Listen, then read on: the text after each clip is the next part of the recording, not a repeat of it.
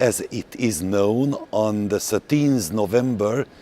the EPP Political Assembly unanimously adopted the resolution about the situation in Slovenia that was proposed by the EPP presidency.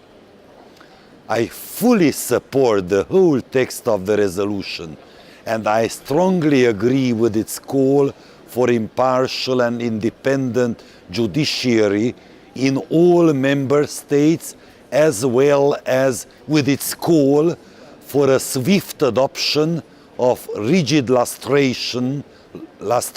laws in all member states which have not yet done so.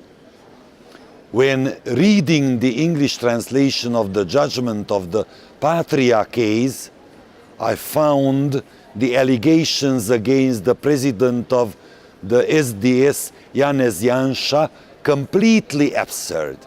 I therefore support the call of the EPP for the judicial process against Janez Janša to be completed within the recommended term of 3 months,